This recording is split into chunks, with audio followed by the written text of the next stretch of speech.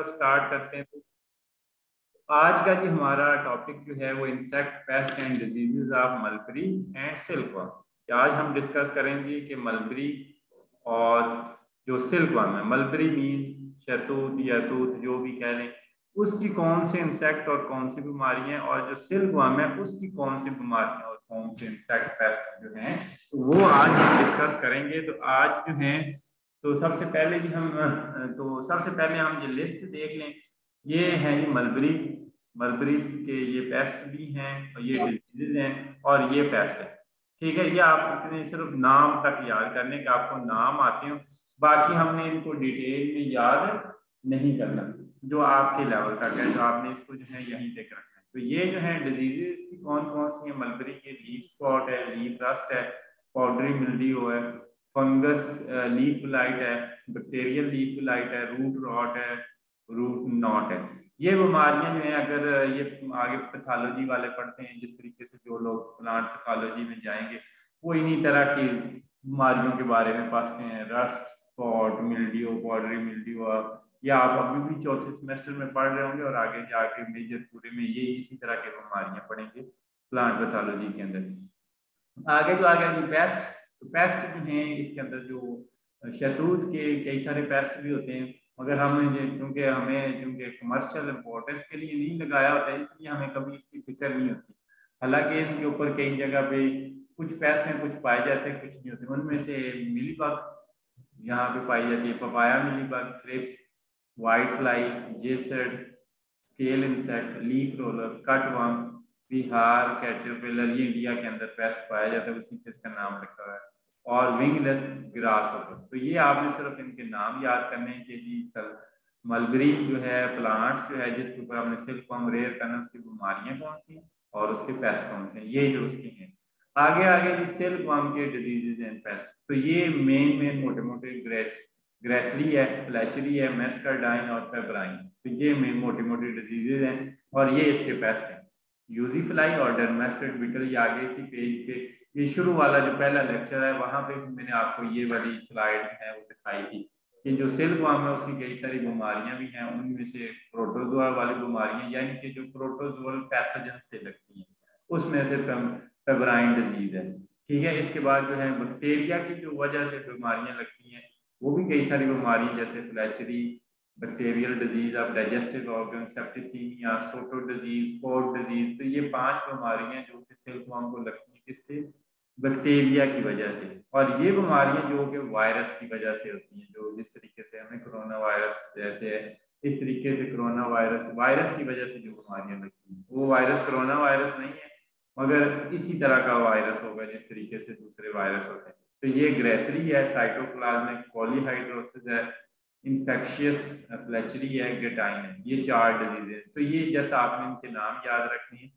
और fungal disease जो कि फंगस की वजह से होती है, वो उसको हम मस्कार्डाइन या इसका कालचिनो डिजीज भी कहते हैं, ये इस पैथोजन की वजह से, बवेरिया बासियाना की वजह से होते हैं। तो ये आपने जैसे इनकी लिस्ट याद करनी, अगर आपको कोई सवाल आ जाए कि जी बैक्टीरिया की कौन सी डिजीजेज हैं या वायरस की कौन सी डिजीजेज हैं, तो आप लिख सकें।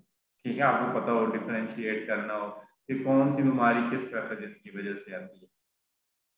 आगे जी सबसे पहले ये 3-4 बीमारियां यही हम पढ़ेंगे जो हमारे आज का प्रैक्टिकल है। तो उसमें से सबसे पहली है ग्रेसरी डिजीज। ये कौन सी बीमारी है? ग्रेसरी डिजीज। और इसका भी हम पीछे पढ़ के आए, इसका कॉजेटिव एजेंट या इस किस पैथोजन की वजह से फैलती है, इसका नाम है न्यूक्लियर पॉलीहाइड्रोसिस वायरस, यानी कि इस वायरस की वजह से ये बीमारी लगती है। अब उसमें सिम्टम कौन सी आती है, निशानियां कौन सी आती है? एक तो पहले सबसे पहले लार्वा जो है वो स्लगिश हो जाता है, यानी कि खाता पीता नहीं है, बिल्कुल रुका रहता है एक ही जगह पे खड़ा है।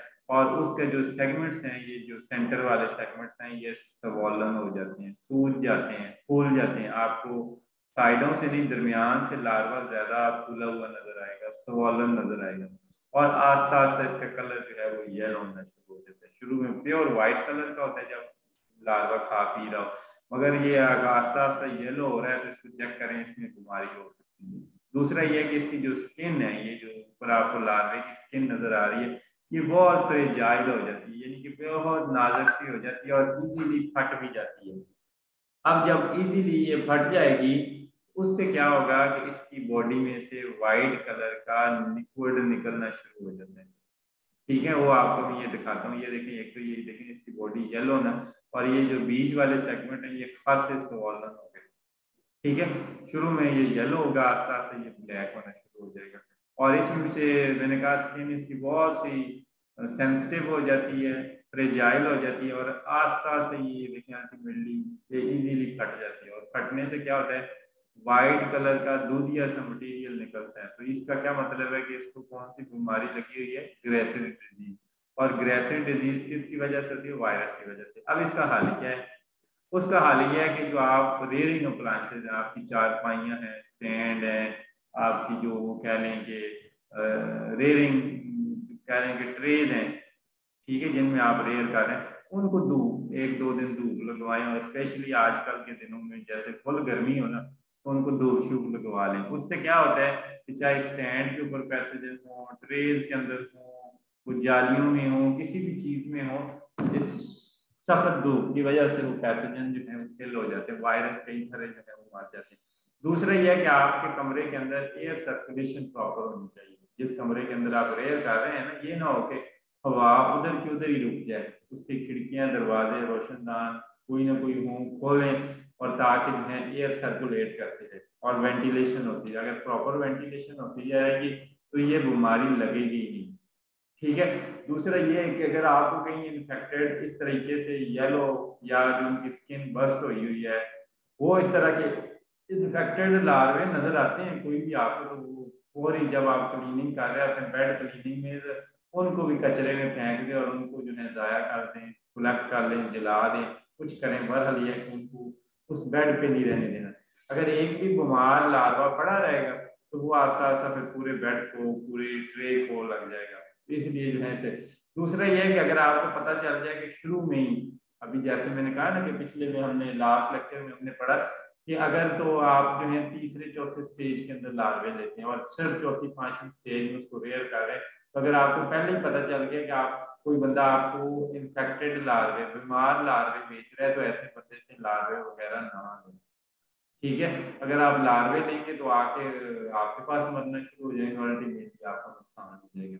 दूसरा यह है कि वेट डिसइंफेक्टेंट स्प्रे करें, डस्टिंग।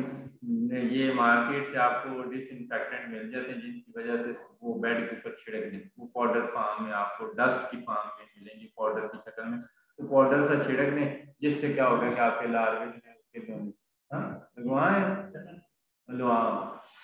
अच्छा, दूसरा ये है कि डिसइंफेक्शन, क्या आप अपने घर की या आपकी जितनी जो अप्लायंसेज है उनकी डिसइंफेक्शन भी करें। वो डिसइंफेक्शन के लिए कई सारे आपको केमिकल मिल जाते हैं बाजार से, उसमें 0.5% स्लेक लाइम सोल्यूशन है वो, या 2% ब्लीचिंग पाउडर से, या जो है ये 3% जो है आपको slack lime solution bleaching powder में डाल के ना, ये 2% तो आप इसमें यूज कर सकते हैं। या तीसरी आपके पास हाल है कि 2% फार्मालीन सोल्यूशन। तो ये डिफरेंट सोल्यूशन जो है, आप जाएं बाजार में साइंटिफिक स्टोर से, तो वहाँ आपको ये केमिकल मिल जाते हैं। तो उनको ला के जितने आपके अप्लायंसेज, आपकी ट्रे हैं, आपके स्टैंड हैं, उनके ऊपर ये अगर पाउडर फॉर्म में है तो डस्ट करें, अगर ये लिक्विड की शक्ल में तो वो आप स्प्रे मशीन लें और उनको डस्टिंग कर दें। इसके अलावा जो है ये बीमारी, इसका ये सारा हाल बता दिए गए, ये मैंने आपको दिखा दिए कि ये इसका नुकसान क्या है। इसके बाद दूसरी डिजीज है हमारी फ्लैचरी। फ्लैचरी डिजीज ये पूरी एक डिजीज नहीं, ये समझ लें कि कई सारी बीमारियों का मजमूआ है। ये बैक्टीरिया की वजह से भी हो सकती है। ठीक है, यही बीमारी ऊपर हमने पढ़ा था ना, एक बीमारी थी, हमने लिखा अगर तो है सिंपल फ्लैचरी। अगर तो फ्लैचरी डिजीज है तो मतलब वो बैक्टीरिया की वजह से होगी। वो दो किस्म के बैक्टीरिया की वजह से होती है, या स्ट्रेप्टोकोकस बैक्टीरिया की वजह से, या स्टेफाइलोकोकस की वजह से। और दूसरी बीमारी होती है इन्फेक्शियस फ्लैचरी। इन्फेक्शियस फ्लैचरी एक्चुअली दो वायरसेस की वजह से, किसी एक भी वायरस की वजह से हो सकती है। वो डेंसो न्यूक्लियोसिस वायरस की वजह से या कैंशो वायरस की वजह से, ये दोनों वायरसेस दोनों की वजह से या किसी एक की वजह से हो सकती है। इसको हम इन्फेक्शियस फ्लैचरी कहते हैं। इन्फेक्शियस का मतलब एक से दूसरे को, दूसरे से तीसरे को लगेगी। जैसे कोरोना वायरस है ना, आप देखें ये इन्फेक्शियस डिजीज है और ये वायरस की वजह से होती है। तो इस वजह से इसमें क्या होता है, इसकी सिम्टम क्या आती है, इसमें सिम्टम ये आती है कि लार्वा जो है, लार्वे की जो स्किन है वो बिल्कुल सॉफ्ट सी हो जाती है और फ्लैसेड, फ्लैसेड मीन लटक सी जाती है, ढीली ढाली सी हो जाती है। और दूसरा ये है कि जो इन्फेक्टेड लार्वे हैं उनकी ग्रोथ बिल्कुल रुक जाती है, यानी कि अब वो बढ़ नहीं रहे साइज में।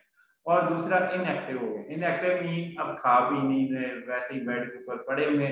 और उल्टा ये होता है कि बेड के ऊपर पड़े और उल्टा जो अपने माउथ में से वो जो उन्होंने खाया पिया है वो निकाल रहे हैं, बहुत जैसे वॉमिटिंग कर रहे हैं, उल्टियां कर रहे हैं, उस तरीके से होता है।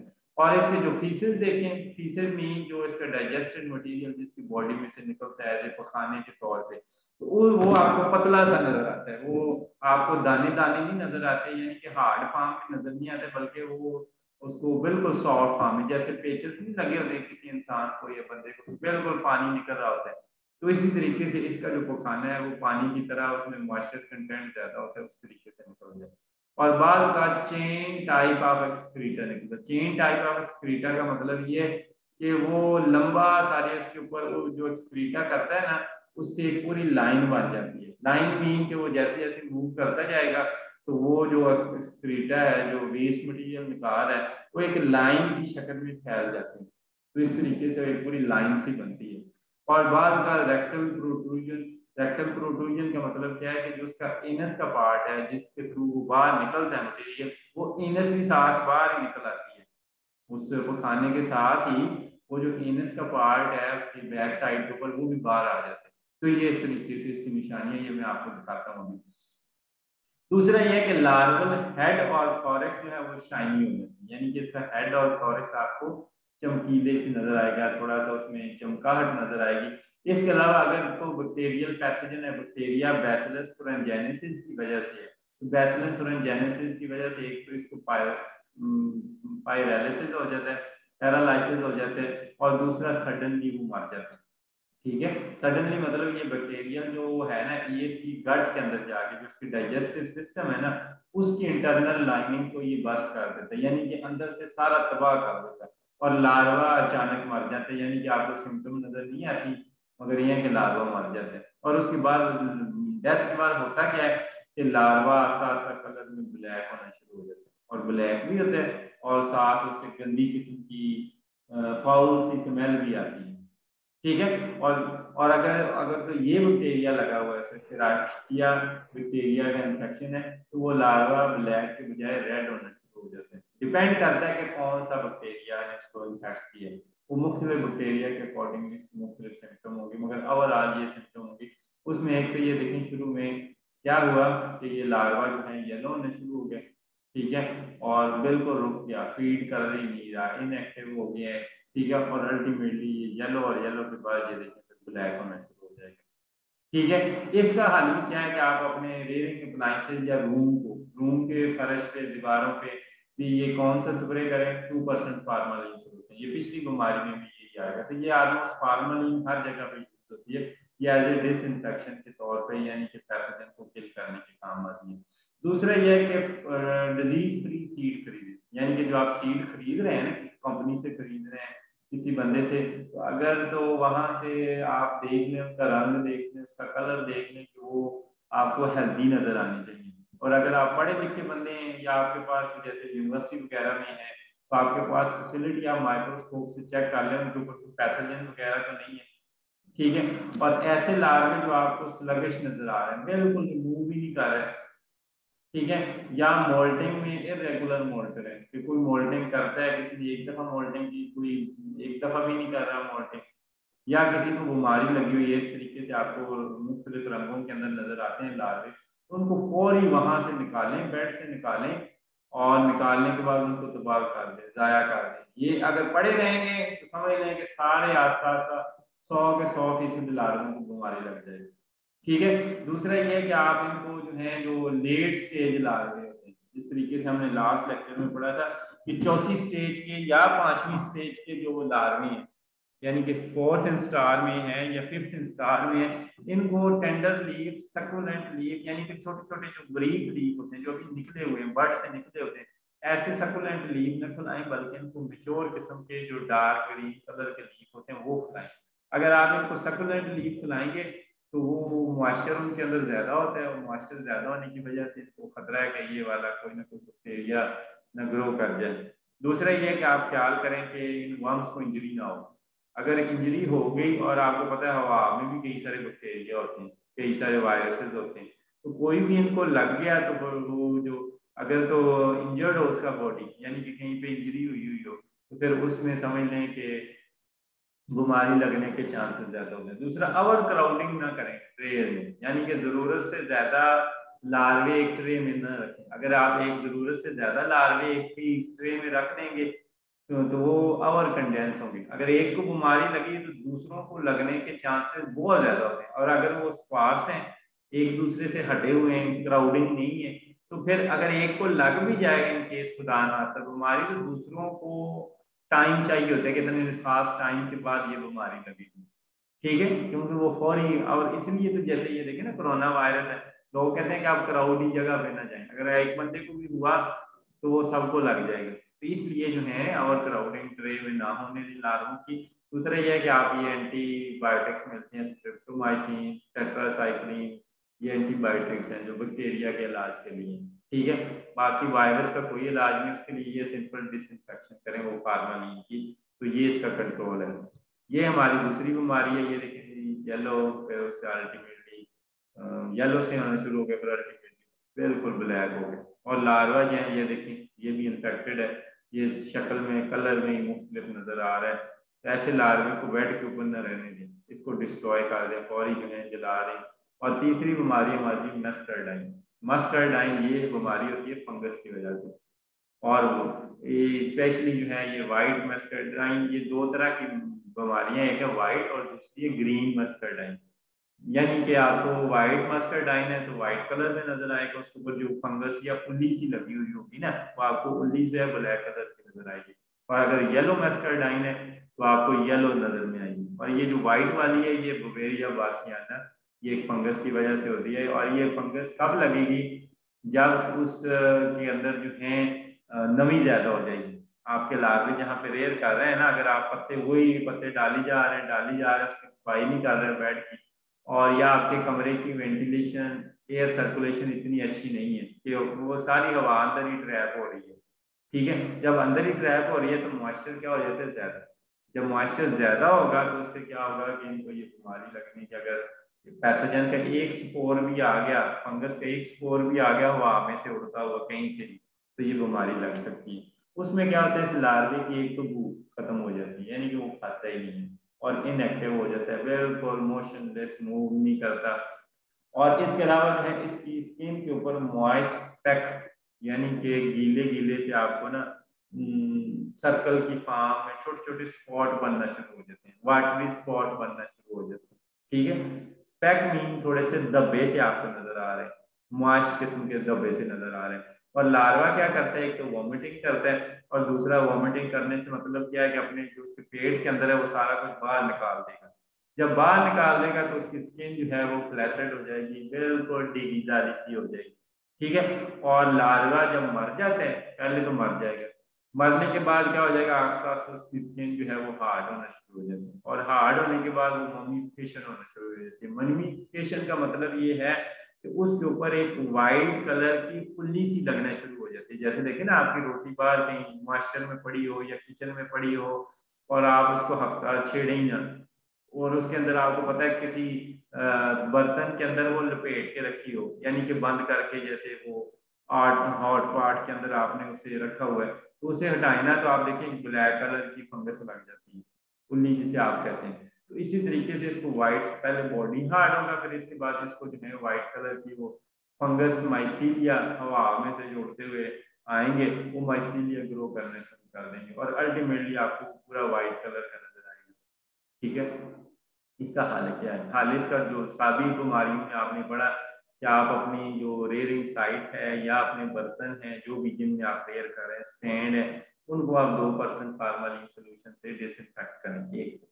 एक काम ये है। दूसरा ये है कि आप स्लेट लाइन, ये आपने पहले भी पढ़ के पिछली बीमारियों में भी, स्लेट लाइन आपने बेड के ऊपर जो है ये पाउडर की फॉर्म में मिलता है, ये पिला दें। इससे क्या होता है कि ह्यूमिडिटी एक तो मेंटेन रहती है, जो हवा के अंदर ज्यादा नमी है ना, वो ये पाउडर जो है वो अपने अंदर जज़ब कर लेता है। ठीक है, इस तरीके से आपके कमरे में बहुत ज्यादा ह्यूमिडिटी नहीं होनी पड़ती। दूसरा यह है कि अगर आपको कोई बीमारी या कोई होस्ट नजर आ रहा है जिसके ऊपर ये फंगस ग्रो कर रही है आपके रूम के अंदर या आपके घर में, तो उस होस्ट को खत्म करें। उसको अगर ऐसा इंसेक्ट है जिसको लगा हुआ है, अगर एक इंसेक्ट नजर आता है तो उसको फौरी वहां से बेड से निकाल लें और उसको जाया कर दें, जला दें, जो भी करें। बहरहाल ये है कि उस बेड के अंदर, उस कमरे में नहीं होना चाहिए। ठीक है। और इसी तरीके से आप अगर मम्मी फाइड लार्वे जिनको प्योर व्हाइट कलर का नजर आ रहा है, ऊपर फंगस लगी हुई है, उल्ली लगी हुई है रेयरिंग बेड में, उनको फौरी वहां से निकालें और जाया करें। ये इसकी मैनेजमेंट है, सिंपल सी। तो ये जो है मस्टरडाइन है, ये देखें, एक तो ये आपको नजर आ रहा है, ये देखें लार्वा, और उसके ऊपर ये वाटरी स्पॉट, ये गौर करें। ठीक है, ये वाटरी स्पॉट, इसमें ये एरो लगाए हुए हैं, ये आपको नजर आ रहे होंगे, ये वाटरी स्पॉट, या इस तरीके से ये देखें, यहाँ पे भी इस तरीके से ये देखें, ये बड़ा है, तो इस तरीके से ये वाटरी स्पॉट बनना शुरू हो जाए। ठीक है। अब वाटरी स्पॉट बनेंगे, एक तो ये वॉमिटिंग भी करेगा, दूसरा यही वाटरी स्पॉट जो है अल्टीमेटली ये देखें लार्वा येलो भी हो गया और मर भी गया। ठीक है। अब इसे और थोड़ा सा छोड़ेंगे तो क्या होगा, ये लार्वे के ये स्पॉट जो है ये देखें और ब्लैक होने शुरू हो गए, और अल्टीमेटली इनके ऊपर फंगस ग्रो करने लग जाती है। और फंगस कैसी होती है, व्हाइट कलर, इस तरीके से येलो कलर में भी हो सकती है, मगर येलो कलर की बीमारी का पैथोजन हो रहा है। ठीक है। और अल्टीमेटली ये देखें फंगस से कवर हुए हुए आपको लार्वे नजर आएंगे जो कि उसके अंदर डपे हुए हैं, और फंगस ग्रो कर गई है। अब ऐसे लार्वे को या इस तरह के लार्वे को, ये इस तरह का आपको एक भी नजर आता है, उसे वहां से निकालें और डिस्ट्रॉय करें। ठीक है, ये भी वही दिखाए गए हैं, ये लार्वे हैं, ये देखें फाइट, जिनके ऊपर व्हाइट कलर की वो फंगस ग्रो की हुई है, और ये प्यूपे हैं, जिन प्यूपों के ऊपर ये देखें ये मरे हुए हैं, या आपको डिजीज लार्वे नजर आ रहे हैं जिनके ऊपर स्पेक्स वगैरह वो बने हुए हैं। और चौथी बीमारी हमारी जी पेब्राइन डिजीज। पेब्राइन, ये चार बीमारियां हमने पढ़नी। पेब्राइन डिजीज ये प्रोटोजोआ की वजह से होती है। उसका नाम कौन से प्रोटोजोआ की वजह से होती है, नुसीमा बोम्बाइसिस, या कई सारे ये दूसरी हैं माइक्रोस्पोरिडिया के स्ट्रेन है, इनकी वजह से होती है। इसमें होता क्या है कि जो सिल्कवर्म की एग की हैचिंग होती है वो इरेगुलर होती है, यानी कि कुछ आधे आज निकल रहे हैं, कुछ कल निकल रहे हैं, कुछ परसों निकल रहे हैं, अंडों में से जो बच्चे निकल रहे हैं, तो वो एक ही टाइम पे नहीं निकलते या एक आधे दिन में ही नहीं निकलते, वो इरेगुलर हैचिंग होती है। अब जो लार्वे बनते हैं, तो जो लार्वे का बॉडी होता है या लार्वे का जो साइज होता है या वो जो मोल्डिंग करता है वो भी इरेगुलर होती है। इरेगुलर का मतलब ये है कि कुछ आज मोल्टिंग कर रहे हैं, कुछ कल कर रहे हैं, कुछ परसों कर रहे हैं, यानी कि वो कंटिन्यूसली मोल्टिंग में है। या उनका साइज देखें तो आपको साइज में भी इरेगुलरिटी नजर आएगी, यानी कि सबका सेम साइज नहीं नजर आएगा।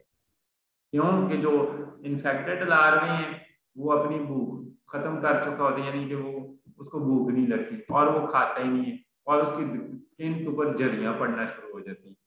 ठीक है। और इसके अलावा जो है वो उसके ऊपर ब्लैक पेपर लाइक स्पॉट उसकी बॉडी के ऊपर बनना शुरू हो जाती है।